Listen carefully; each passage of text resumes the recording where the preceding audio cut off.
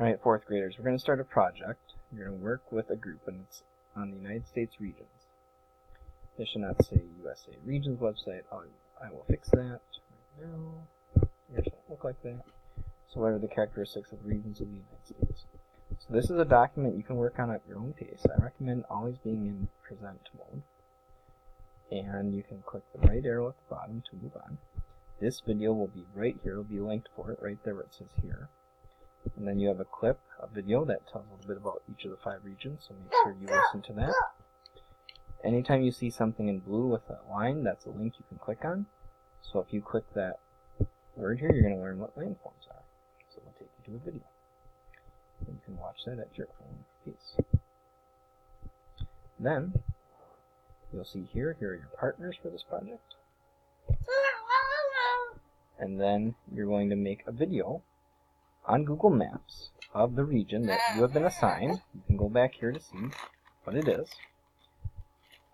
And you're going to label on Google Maps what your region is. So you'll click here. It'll take you to Google Maps.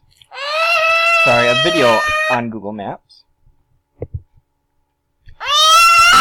You have to label your region. This video will teach you how to do that and how to label the landforms. You're going to use chapter 2 of the textbook.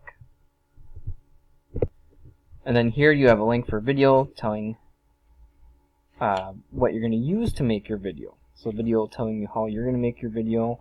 And then there's a Google Doc here that you're going to link your video to. Everybody is going to use these videos for the assessment at the end of this project. This should be a pretty quick project. So, I don't think there's anything else really to tell you other than just to work in order. Make sure you're not skipping any slides. And then while you're waiting to do the assessment, I have a slide here that you can do on your own that just continues building off of the regions. Again, this will be a work at your own pace. Make sure you're clicking any links that you see that are blue and underlined. Make sure you're reading any directions.